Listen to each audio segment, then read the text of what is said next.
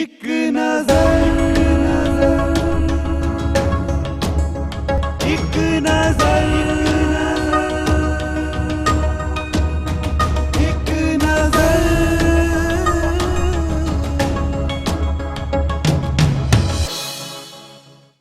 ਸਤਿ ਸ਼੍ਰੀ ਅਕਾਲ ਦਰਸ਼ਕੋ, ਮੈਂ ਹਾਂ ਤੁਹਾਡਾ ਆਪਣਾ ਹੋਸਟ ਸਤਿੰਦਰ ਸਿੰਘ ਮੀਰਥਲ। ਤੁਸੀਂ ਦੇਖ ਰਹੇ ਹੋ TV 84 ਤੇ ਤੁਹਾਡਾ ਆਪਣਾ ਮਨਪਸੰਦ ਪ੍ਰੋਗਰਾਮ ਇੱਕ ਨਜ਼ਰ। ਜਿਵੇਂ ਕਿ ਆਪ ਸਭ ਜਾਣਦੇ ਹੋ ਕਿ ਅਸੀਂ ਇਸ ਪ੍ਰੋਗਰਾਮ 'ਚ ਉਹਨਾਂ ਸ਼ਖਸੀਅਤਾਂ ਨੂੰ ਤੁਹਾਡੇ ਰੂਬਰੂ ਕਰਵਾਉਂਦੇ ਹਾਂ ਜਿਨ੍ਹਾਂ ਨੇ ਵੱਖ-ਵੱਖ ਵਰਗਾਂ ਦੇ ਵਿੱਚ ਮੱਲਾਂ ਮਾਰੀਆਂ ਨੇ ਤੇ ਮਾਣ-ਤਾਣ ਹਾਸਿਲ ਕੀਤਾ ਹੈ। ਜੀ ਹਾਂ, ਅੱਜ ਸਾਡੇ ਸਟੂਡੀਓ ਦੇ ਵਿੱਚ ਇੱਕ ਐਸੀ ਸ਼ਖਸੀਅਤ ਮੌਜੂਦ ਹੈ ਜਿਨ੍ਹਾਂ ਨੇ ਸਿੱਖ ਇਤਿਹਾਸ ਨੂੰ ਬੜੀ ਬਾਰੀਕੀ ਦੇ ਨਾਲ ਜਾਂਚਿਆ ਹੈ, ਪਰਖਿਆ ਹੈ ਅਤੇ ਸੰਗਤਾਂ ਦੇ ਸਾਹਮਣੇ ਲਿਆਉਣ ਦਾ ਯਤਨ ਕੀਤਾ ਹੈ। ਜੀ ਹਾਂ, ਸਿੱਖ ਹਿਸਟੋਰੀਅਨ ਵਜੋਂ ਜਾਣੇ ਜਾਂਦੇ ਭਾਈ ਸਾਹਿਬ ਭਾਈ ਹਰਜਿੰਦਰ ਸਿੰਘ ਜੀ ਰਜ਼ਾਦਾ ਸੋ ਅੱਜ ਸਾਡੇ ਨਾਲ ਸਟੂਡੀਓ ਦੇ ਵਿੱਚ ਮੌਜੂਦ ਨੇ। ਕਰਾਂਗੇ ਇਹਨਾਂ ਦੇ ਨਾਲ ਗੱਲਬਾਤ ਤੇ ਜਾਣਾਂਗੇ ਇਹਨਾਂ ਦੀ ਕਾਰਜਸ਼ੈਲੀ ਨੂੰ। ਸੋ ਸਭ ਤੋਂ ਪਹਿਲਾਂ ਭਾਈ ਸਾਹਿਬ ਜੀ, ਤੁਹਾਡਾ ਸਾਡੇ ਸਟੂਡੀਓ ਦੇ ਉੱਪਰ ਆਉਣ ਤੇ ਨਿੱਘਾ ਸਵਾਗਤ ਹੈ ਜੀ।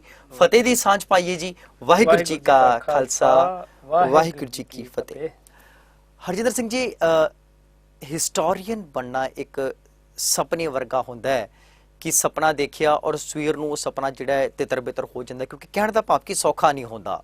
ਇੱਕ ਬਹੁਤ ਵੱਡਾ ਸੰਘਰਸ਼ ਕਰਨਾ ਪੈਂਦਾ, ਬੜੀ ਘਾਲਣਾ ਘਾਲਣੀ ਪੈਂਦੀ ਹੈ, ਆਪਣਾ ਆਪਾ ਭਾਵ ਗਾਉਣਾ ਪੈਂਦਾ ਹੈ। ਸਿੱਖ ਹਿਸਟੋਰੀਅਨ ਬਣਨ ਦਾ ਹੀ ਇੱਕ ਚਾਅ ਜਿਹੜਾ ਇੱਕ ਜਜ਼ਬਾ ਆਪ ਜੀ ਦੇ ਮਨ 'ਚ ਕਿੱਥੋਂ ਆਇਆ?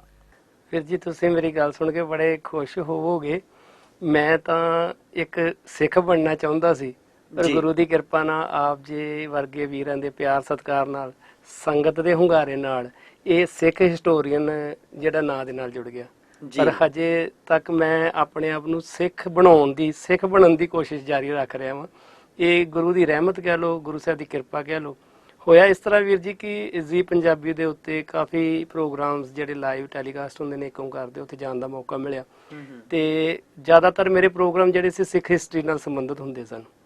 ਮੈਂ ਤਾਂ ਐਸੇ ਪ੍ਰਚਾਰਕ ਹੀ ਉੱਥੇ ਜਾ ਕੇ ਪਾਰਟਿਸਿਪੇਟ ਕਰਦਾ ਸੀ, ਪਰ ਉੱਥੇ ਉਹਨਾਂ ਵਿਸ਼ਿਆਂ ਨੂੰ ਜਦੋਂ ਉਹ ਕੋਖਦੇ ਸੀ, ਨਾਲ ਸਾਂਝ ਪਾਉਂਦੇ ਸੀ, ਜਿੱਦਾਂ ਆਪ ਜੀ ਵਰਗੇ ਸੁਚੱਜੇ ਵੀਰ, ਉਹਨਾਂ ਨੇ ਇਹ ਗੱਲ ਜਿਹੜੀ ਹੈ ਹੌਲੀ ਹੌਲੀ ਮੇਰੇ ਨਾਂ ਦੇ ਨਾਲ ਜਿਹੜੀ ਹੈ ਸਿੱਖ ਇਤਿਹਾਸਕਾਰੀਆਂ, ਸਿੱਖ ਹਿਸਟੋਰੀਅਨ ਦੀ ਜੋੜ ਦਿੱਤੀ ਹੈ।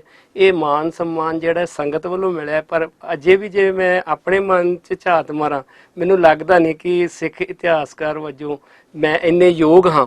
ਪਰ ਇਹ ਸੰਗਤਾਂ ਦਾ ਪਿਆਰ ਹੈ ਜਿਹੜਾ ਮੇਰੇ ਨਾਂ ਦੇ ਨਾਲ, ਜਾਂ ਕੁਝ ਖੋਜਾਂ ਜਿਹੜੀਆਂ ਐਸੀਆਂ ਜਿਹੜੀਆਂ ਸੰਗਤਾਂ ਦੇ ਸਾਹਮਣੇ ਉਸ ਪੱਧਰ ਤੱਕ ਨਹੀਂ ਸੀ ਆਈਆਂ, ਜਾਂ ਗੁਰੂ ਸਾਹਿਬ ਦੀ ਕਿਰਪਾ ਨਾਲ ਕਿਤਾਬ ਜਿਹੜੀ ਗੁਰੂ ਸਾਹਿਬ ਨੇ ਲਿਖਵਾਈ, ਸੰਗਤਾਂ ਦੀ ਝੋਲੀ ਵਿੱਚ ਪਾਈ, ਉਹਦੇ ਸਾਰੇ ਆਰਟੀਕਲ ਤਕਰੀਬਨ 16-17 ਆਰਟੀਕਲ ਸਨ ਜਿਹੜੇ ਪਹਿਲੀ ਵਾਰ ਛੂਏ ਗਏ ਸਨ ਇਤਿਹਾਸ ਦੇ ਪੱਖ ਦੇ ਵਿੱਚੋਂ। ਆਉਣ ਵਾਲੇ ਸਮੇਂ ਦੇ ਵਿੱਚ ਹੋ ਸਕਦਾ ਗੁਰੂ ਕਿਰਪਾ ਕਰੇ ਅਸੀਂ ਉਹਨਾਂ ਤੇ ਵੀ ਵਿਚਾਰ ਵਟਾਂਦਰਾ ਕਰਾਂਗੇ।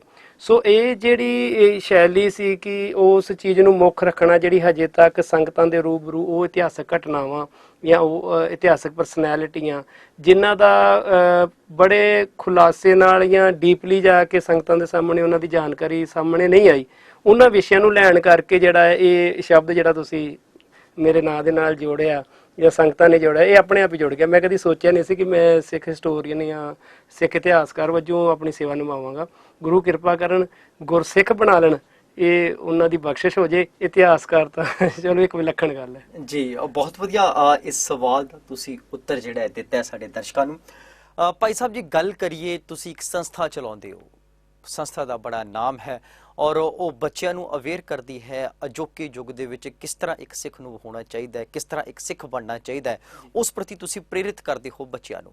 ਕੁਝ ਆਪਣੀ ਸੰਸਥਾ ਦੇ ਬਾਰੇ ਦੇ ਵਿੱਚ ਦੱਸੋ ਜੀ। ਅਸੀਂ ਇੱਕ ਸੰਸਥਾ ਜਿਹੜੀ ਗੁਰੂ ਸਾਹਿਬ ਨੇ ਕਿਰਪਾ ਕੀਤੀ ਬਣਾਈ, ਕਿਉਂਕਿ ਕੋਈ ਵੀ ਵਰਕ ਕਰਨ ਵਾਸਤੇ ਤੁਹਾਨੂੰ ਇੱਕ ਗਰੁੱਪ ਜਾਂ ਇੱਕ ਯੂਨਿਟੀ ਦਾ ਨਾਮ ਦੇਣਾ ਬਹੁਤ ਜ਼ਰੂਰੀ ਹੈ।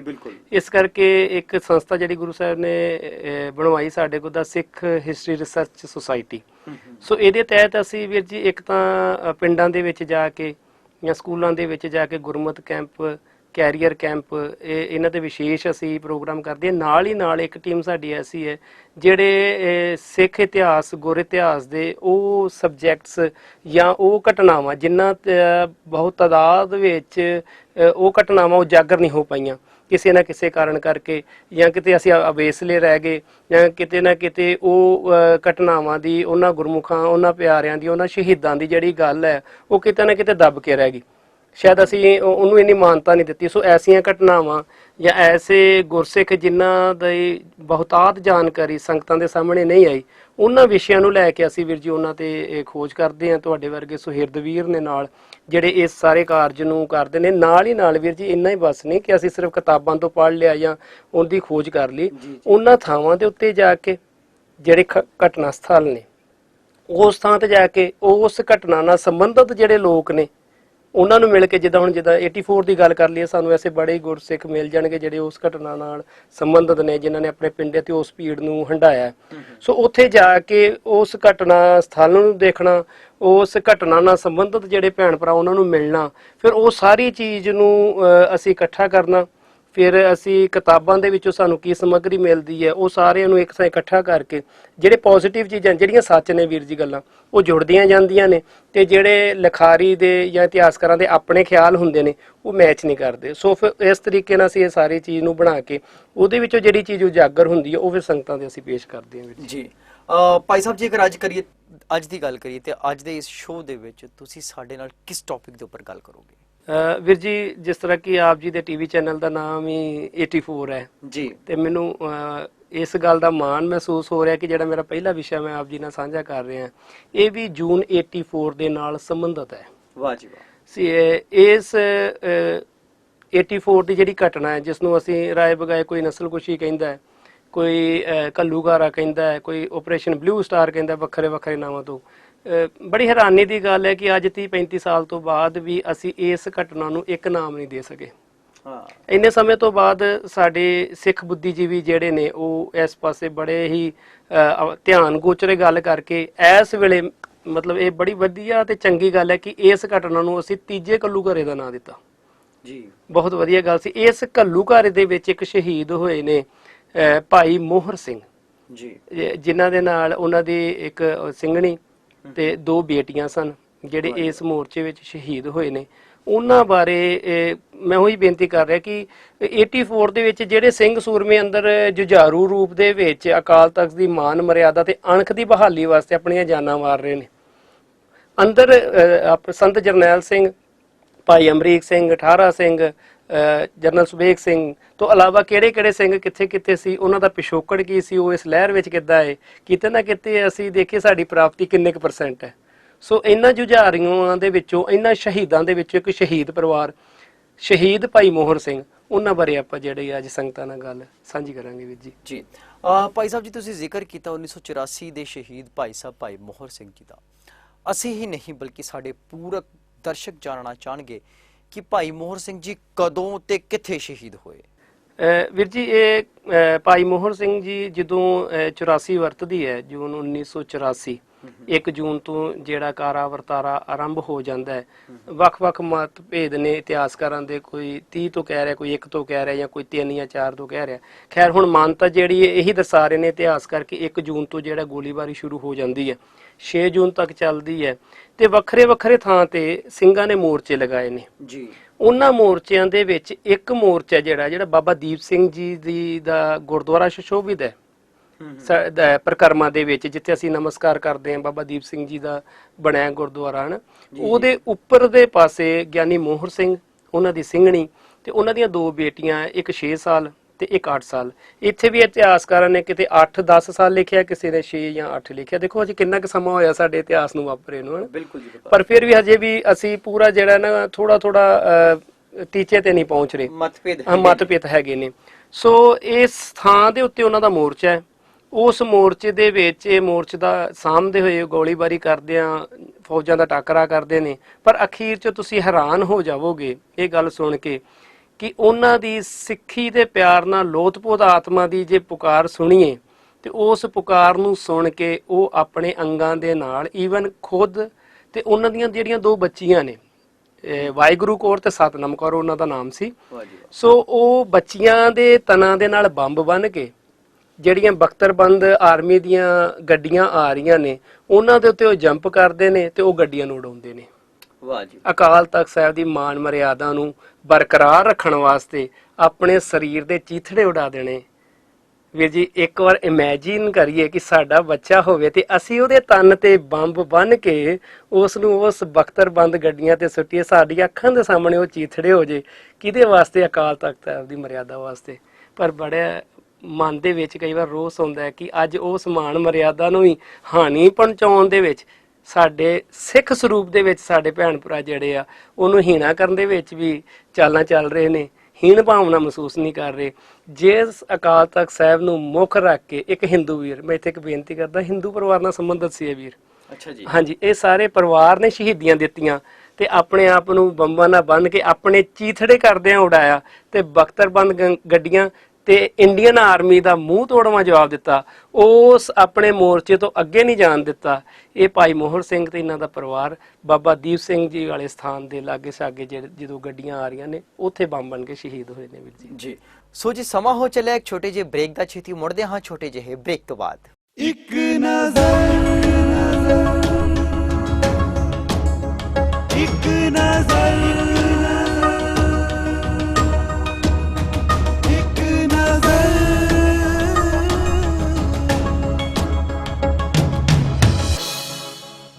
ਇੱਕ ਨਜ਼ਰ ਇੱਕ ਨਜ਼ਰ ਇੱਕ ਨਜ਼ਰ।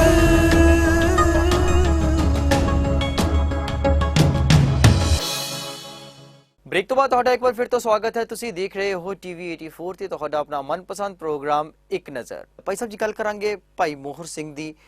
ਭਾਈ ਮੋਹਰ ਸਿੰਘ ਉਹਨਾਂ ਦੇ ਵਿੱਚ ਇਹ ਜਜ਼ਬਾ ਕਿਸ ਤਰ੍ਹਾਂ ਆਇਆ, ਉਹ ਕਿਸ ਤਰ੍ਹਾਂ ਪ੍ਰੇਰਿਤ ਹੋਏ ਇਸ ਕੰਮ ਦੇ ਵੱਲ? ਵੀਰ ਜੀ ਬੜੀ ਵੱਡੀ ਗੱਲ ਹੈ ਕਿ ਇੱਕ ਹਿੰਦੂ ਪਰਿਵਾਰ ਨਾਲ ਸੰਬੰਧਿਤ, ਥੋੜਾ ਜਿਹਾ ਅਸੀਂ ਇਹਨਾਂ ਦੇ ਪਰਿਵਾਰਕ ਪਿਛੋਕੜ ਦੀ ਮੈਂ ਗੱਲ ਆਪ ਜੀ ਨਾਲ ਕਰਦਾ ਕਿ ਜਜ਼ਬੇ ਦੀ ਜੇ ਅਸੀਂ ਗੱਲ ਕਰੀਏ, ਇੱਕ ਹਿੰਦੂ ਪਰਿਵਾਰ ਨਾਲ ਸੰਬੰਧਿਤ ਨੇ।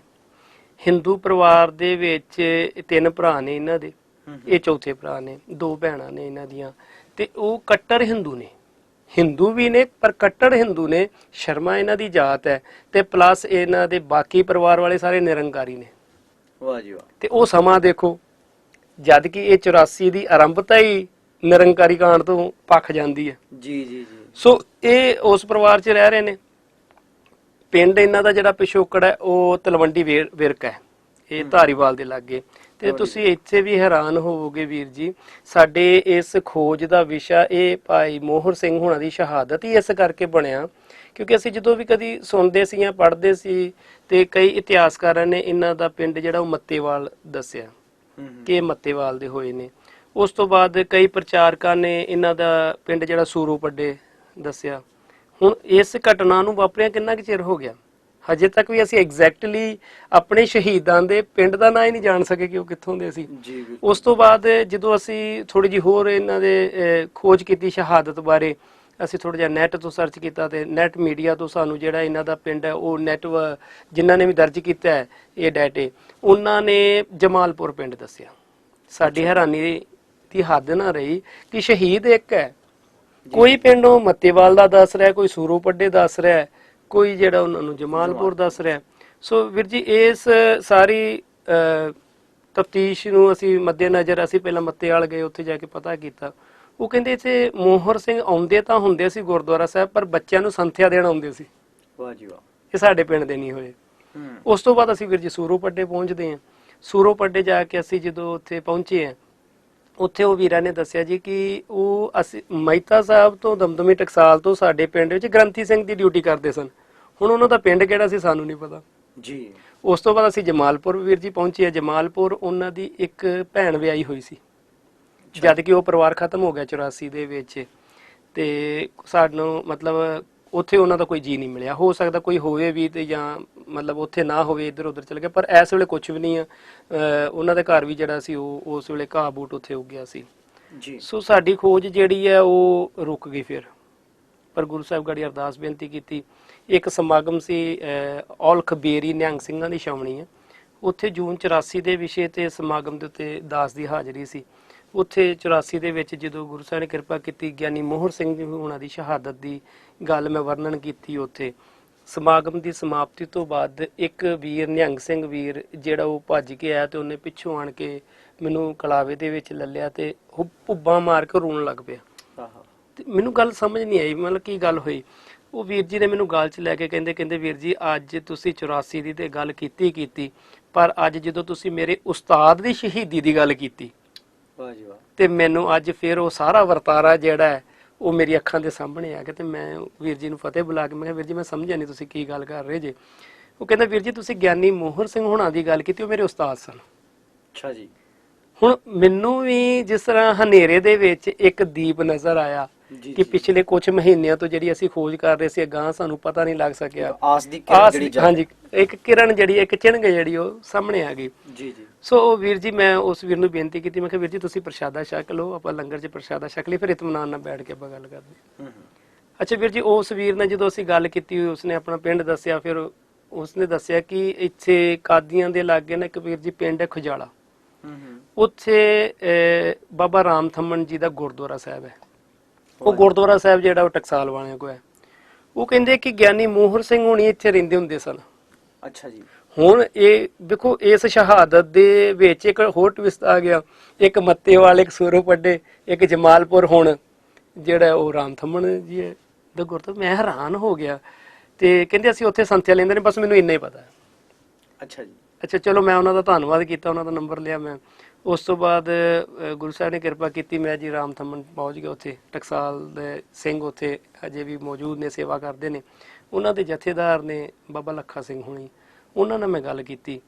ਜਦੋਂ ਮੈਂ ਉਹਨਾਂ ਨਾਲ ਗੱਲ ਕੀਤੀ ਵੀਰ ਜੀ, ਉਹਨਾਂ ਨੇ ਫਿਰ ਦੱਸਿਆ ਕਿ ਉਹਨਾਂ ਦਾ ਪਿੰਡ ਜਿਹੜਾ ਹੈ ਉਹ ਤਲਵੰਡੀ ਵਿਰਕ, ਜਿਹੜੀ ਮੈਂ ਗੱਲ ਆਪ ਜੀ ਨਾਲ ਕਰਨੀ ਚਾਹੁੰਦਾ ਸੀ ਕਿ ਇਸ ਵਿਸ਼ੇ ਨੂੰ, ਇਸ ਸ਼ਹਾਦਤ ਨੂੰ, ਗਿਆਨੀ ਮੋਹਰ ਸਿੰਘ ਹੁਣਾਂ ਦੇ ਜੀਵਨ ਨੂੰ ਇਹ ਰਿਸਰਚ ਕਰਨ ਦਾ ਕਾਰਨ ਹੀ ਇਹ ਬਣਿਆ ਕਿ ਇੰਨੇ ਘੱਟ ਸਮੇਂ ਦੇ ਵਿੱਚ ਵੀ ਗੁੰਝਲਾਂ ਸਾਡੀਆਂ ਇਤਿਹਾਸ 'ਚ ਕਿੰਨੀਆਂ ਪਈਆਂ ਨੇ। ਕੋਈ ਮੱਤੇਵਾਲ ਕਹਿ ਰਿਹਾ, ਕੋਈ ਸੂਰੋਪੱਡੇ ਕਹਿ ਰਿਹਾ, ਕੋਈ ਜਮਾਲਪੁਰ ਕਹਿ ਰਿਹਾ। ਸੋ ਉਸ ਤੋਂ ਬਾਅਦ ਵੀਰ ਜੀ ਫਿਰ ਜਦੋਂ ਬਾਬਾ ਲੱਖਾ ਸਿੰਘ ਹੁਣਾਂ ਨੇ ਦੱਸਿਆ ਕਿ ਇਹ ਤਲਵੰਡੀ ਵਿਰਕ ਦੇ ਨੇ, ਉਹਨਾਂ ਨੇ ਪਿੰਡ ਤਲਵੰਡੀ ਦੱਸਿਆ, ਵਿਰਕ ਉਹਨਾਂ ਨੂੰ ਚੇਤਾ ਭੁੱਲ ਗਿਆ, ਉਹ ਕਹਿੰਦੇ ਤਲਵੰਡੀ ਦੇ ਨੇ। ਅੱਛਾ ਜੀ। ਹੁਣ ਅਗਲਾ ਸਟੈਪ ਆ ਗਿਆ ਕਿ ਧਾਰੀਵਾਲ ਦੇ ਲਾਗੇ ਤਲਵੰਡੀਆਂ 3-4 ਨੇ। ਜੀ ਜੀ, ਵੀ ਕਿਹੜੀ ਤਲਵੰਡੀ ਦੇ ਵਿੱਚ ਕਿਹੜੀ ਤਲਵੰਡੀ ਦੇ ਹੋਣਗੇ। ਫਿਰ ਉੱਥੇ ਵੀਰ ਜੀ ਗੁਰੂ ਸਾਹਿਬ ਨੇ ਕਿਰਪਾ ਕੀਤੀ, ਉਹਨਾਂ ਤਲਵੰਡੀਆਂ ਦੇ ਵਿੱਚ ਘੁੰਮਣਾ ਫਿਰਨਾ ਸ਼ੁਰੂ ਕੀਤਾ।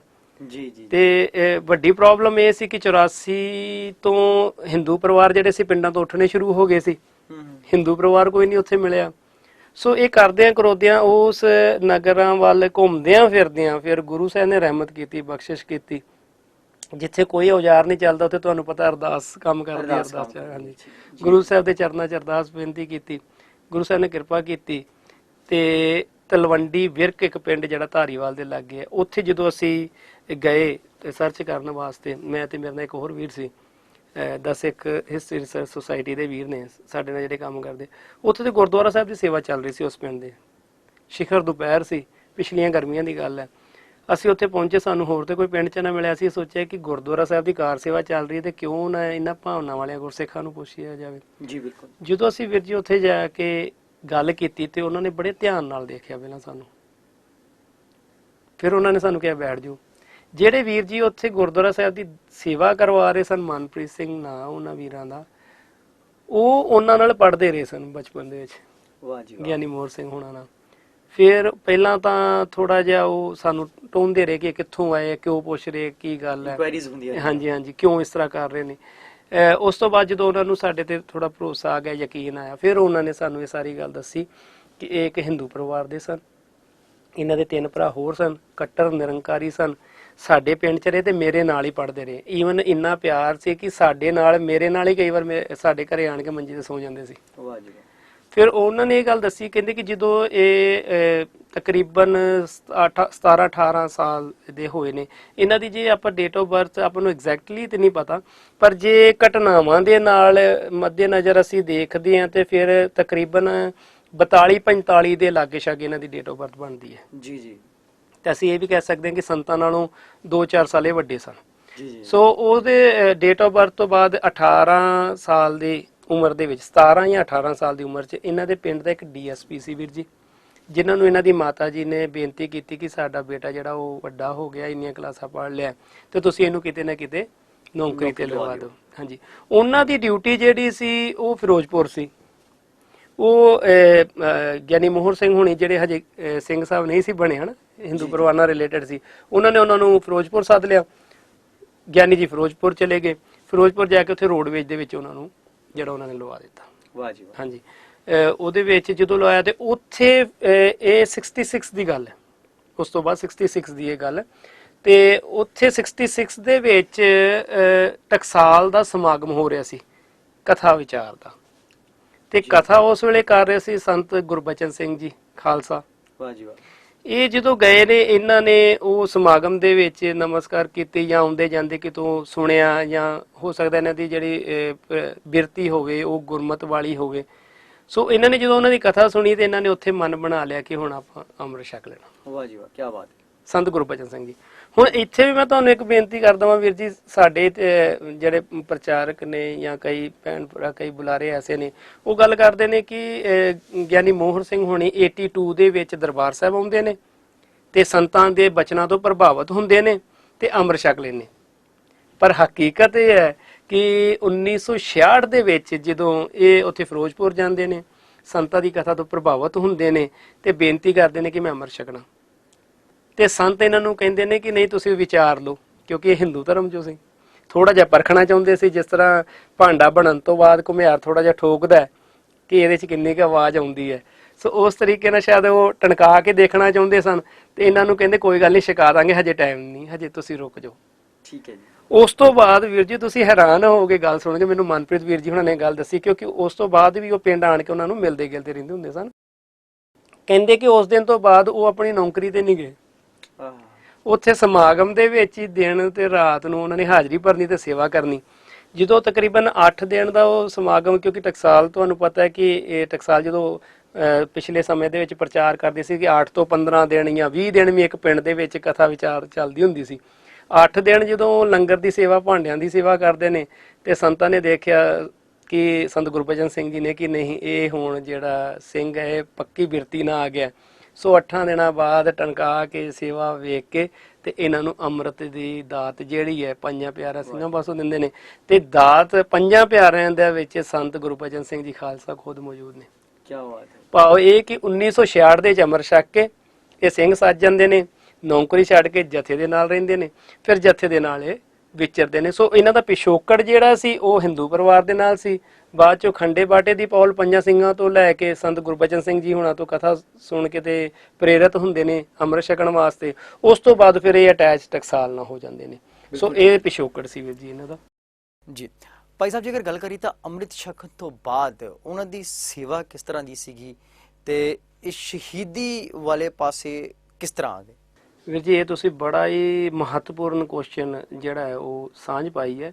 ਕਾਰਨ ਕਿ ਜਦੋਂ ਅਸੀਂ ਗੱਲ ਕਰਦੇ ਹਾਂ ਕਿ 82 ਚ ਆਣ ਕੇ ਇਹਨਾਂ ਨੇ ਅੰਮ੍ਰਿਤ ਛਕਿਆ, 84 ਚ ਸ਼ਹੀਦ ਹੋ ਗਏ, ਤੇ ਪਿਛਲੀ ਜਿਹੜੀ ਇਹਨਾਂ ਦੀ ਸਾਰੀ ਸੇਵਾ ਘਾਲ ਕਮਾਈ ਆ ਉਹ ਇੱਕ ਪਾਸੇ ਰਹਿ ਜਾਂਦੀ। ਇੱਕ ਪਾਸੇ ਰਹਿ ਜਾਂਦੀ। ਹਾਂਜੀ ਵੀਰ ਜੀ, ਇਹਨਾਂ ਦੇ ਜਦੋਂ ਇਹ ਮਹਿਤਾ ਸਾਹਿਬ ਆ ਗਏ ਨੇ ਸੰਤ ਕਰਤਾਰ ਸਿੰਘ ਹੋਣਾ ਤੋਂ, ਜਿੱਥੋਂ ਇਹਨਾਂ ਦੀ ਖੋਜ ਦੀ ਉਜਾਗਰਤਾ ਆਰੰਭ ਹੁੰਦੀ ਹੈ।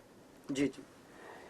ਇਹ ਮਹਿਤਾ ਸਾਹਿਬ ਆਉਂਦੇ ਨੇ ਤੇ ਮਹਿਤਾ ਸਾਹਿਬ ਤੋਂ ਤਕਰੀਬਨ 4.5 ਕਿਲੋਮੀਟਰ ਦੀ ਵਿੱਥ ਤੇ ਇੱਕ ਪਿੰਡ ਹੈ ਵੀਰ ਜੀ, ਸੂਰੋ ਪਿੰਡੇ, ਜਿੱਥੋਂ ਇਹਨਾਂ ਦੇ ਨਾਂ ਦੇ ਨਾਲ ਸੂਰੋ ਪਿੰਡੇ ਜੁੜਦਾ ਹੈ। ਹਾਂਜੀ, ਠੀਕ ਹੈ ਜੀ। ਇਸ ਪਿੰਡ ਦੀ ਸੰਗਤ ਜਿਹੜੀ ਹੈ ਉਹ ਮਹਿਤਾ ਸਾਹਿਬ ਪਹੁੰਚਦੀ ਹੈ ਤੇ ਸੰਤ ਕਰਤਾਰ ਸਿੰਘ ਹੁਣਾਂ ਨੂੰ ਬੇਨਤੀ ਕਰਦੀ ਹੈ ਜੀ ਕਿ ਅਸੀਂ ਨਗਰ ਦੇ ਵਿੱਚ ਗੁਰਦੁਆਰਾ ਬਣਾਇਆ। ਹੁਣ ਵੀਰ ਜੀ ਇਹ ਸਮਾਂ ਕਿਹੜਾ ਹੈ?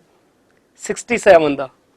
ਠੀਕ ਹੈ। ਹੁਣ ਉਦੋਂ ਦੇ ਗੁਰਦੁਆਰੇ ਕਿੰਨੇ ਕੁ ਹੋਣਗੇ ਪਿੰਡਾਂ ਦੇ ਵਿੱਚ, ਜਾਂ ਕਿਸ ਹਾਲਤ 'ਚ ਹੋਣਗੇ ਤੁਸੀਂ ਇਮੇਜਿਨ ਕਰ ਸਕਦੇ ਜੀ। ਜੀ ਜੀ ਜੀ, ਬਿਲਕੁਲ ਟਾਵੇਂ ਗੁਰਦੁਆਰੇ ਹੁੰਦੇ ਸੀ ਔਰ ਕੱਚੇ ਗੁਰਦੁਆਰੇ ਹੁੰਦੇ ਸੀ। ਹਾਂਜੀ, ਇਹ ਉਹ ਸਮਾਂ ਸੀ ਵੀਰ ਜੀ।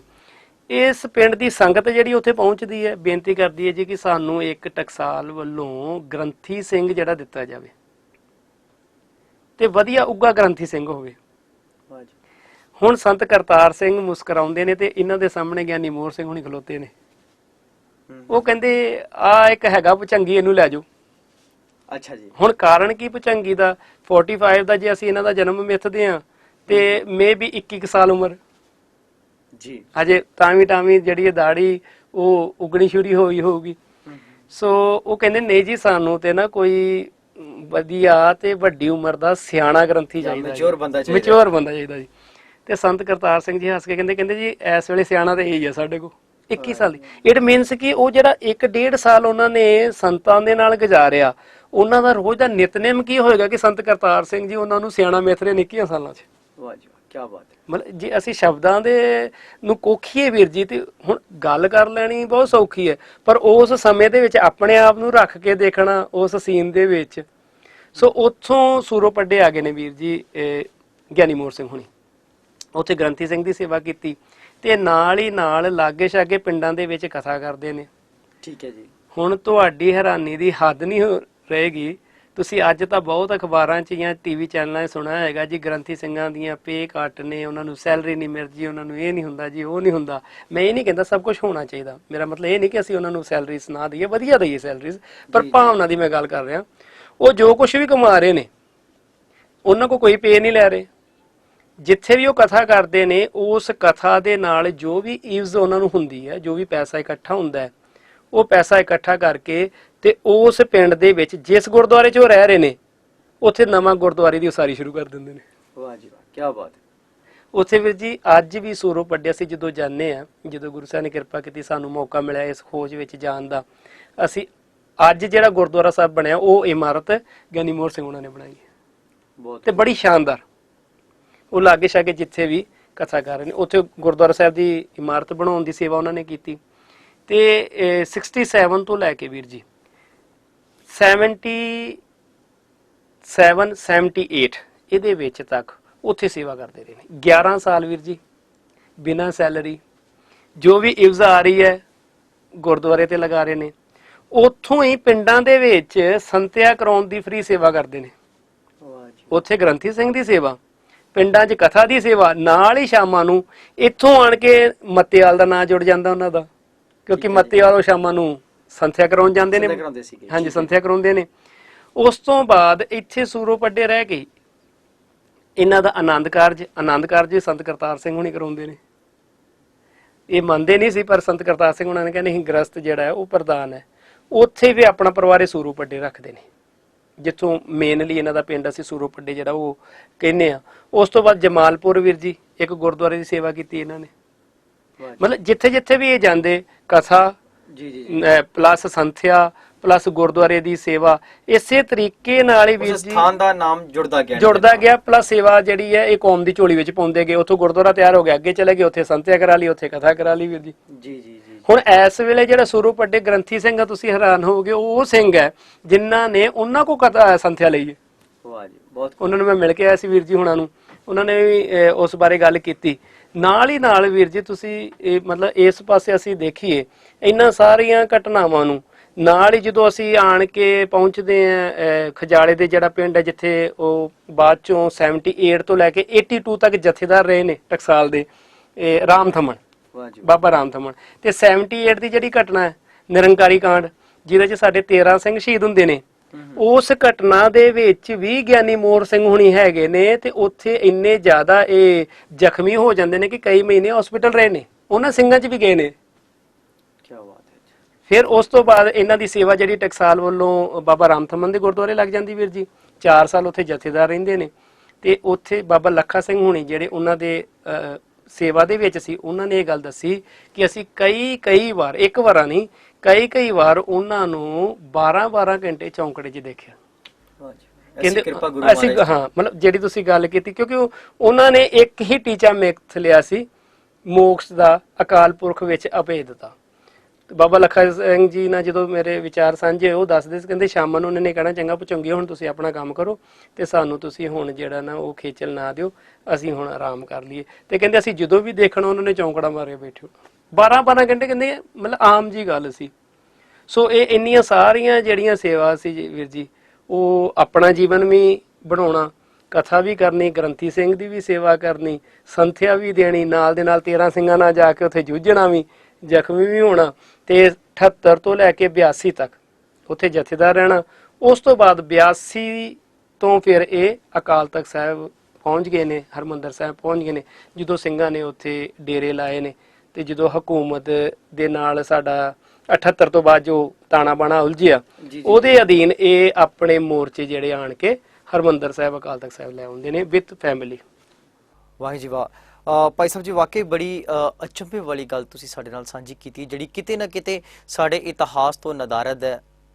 ਕਿਸੇ ਨੇ ਵੀ ਭਾਈ ਮੋਹਰ ਸਿੰਘ ਜੀ ਦੀ ਸ਼ਹੀਦੀ ਨੂੰ ਇੰਨਾ ਬਰੀਫਲੀ ਛੂਹਣ ਦੀ ਕੋਸ਼ਿਸ਼ ਨਹੀਂ ਕੀਤੀ, ਕਿਉਂਕਿ ਨਾਮ ਆਉਂਦਾ ਹੈ ਪਤਾ ਲੱਗਦਾ ਵੀ ਕੋਈ ਸ਼ਹੀਦ ਹੋਇਆ ਹੈ, ਪਰ ਕੌਣ ਸੀ, ਉਹਨਾਂ ਦਾ ਪਿਛੋਕੜ ਕੀ ਸੀ, ਉਹਨਾਂ ਨੇ ਕੀ ਕੌਮ ਦੇ ਲਈ ਕੀਤਾ ਹੈ, ਪੰਥ ਦੇ ਲਈ ਕੀਤਾ ਹੈ, ਟਕਸਾਲ ਦੇ ਲਈ ਕੀਤਾ ਹੈ, ਅੱਜ ਤੱਕ ਇਹ ਸਾਰੀ ਖੋਜ ਜਿਹੜੀ ਹੈ ਸਾਹਮਣੇ ਨਹੀਂ ਆਈ ਹੈ। ਸੋ ਵਾਕਈ ਕਾबिल ਤਾਰੀਫ ਹੈ ਆਪ ਜੀ ਦੀ ਇਹ ਖੋਜ, ਆਪ ਜੀ ਨੇ ਜੋ ਇਹ ਉਪਰਾਲਾ ਕੀਤਾ ਹੈ ਵਾਕਈ ਕਾबिल ਤਾਰੀਫ ਹੈ। ਪਰ ਭਾਈ ਸਾਹਿਬ ਜੀ, ਸਮੇਂ ਜਿਹੜਾ ਹੈ ਉਹ ਆਪਣੀ ਰਫ਼ਤਾਰ ਦੇ ਨਾਲ ਵੱਧ ਰਿਹਾ ਹੈ, ਸਮੇਂ ਸਾਨੂੰ ਇਜਾਜ਼ਤ ਨਹੀਂ ਦੇ ਰਿਹਾ ਕਿ ਅਸੀਂ ਆਪ ਜੀ ਦੇ ਨਾਲ ਹੋਰ ਗੱਲਬਾਤ ਜਿਹੜੀ ਹੈ ਸਾਂਝੀ ਕਰੀਏ ਔਰ ਭਾਈ ਸਾਹਿਬ ਦੇ ਜੀਵਨ ਦੇ ਬਾਰੇ ਵਿੱਚ ਹੋਰ ਜਾਣੀਏ। ਸੋ ਨੈਕਸਟ ਐਪੀਸੋਡ ਦੇ ਵਿੱਚ ਅਸੀਂ ਕਿਸੇ ਇੱਕ ਹੋਰ ਸਿੰਘ ਦੀ ਸ਼ਹਾਦਤ ਨੂੰ ਸਾਂਝਾ ਕਰਾਂਗੇ, ਉਸ ਸਿੰਘ ਦੀ ਸ਼ਹਾਦਤ ਨੂੰ ਵਿਚਾਰ ਵਟਾਂਦਰਿਆਂ ਰਾਹੀਂ ਸ਼ਰਧਾਂਜਲੀ ਦੇਵਾਂਗੇ।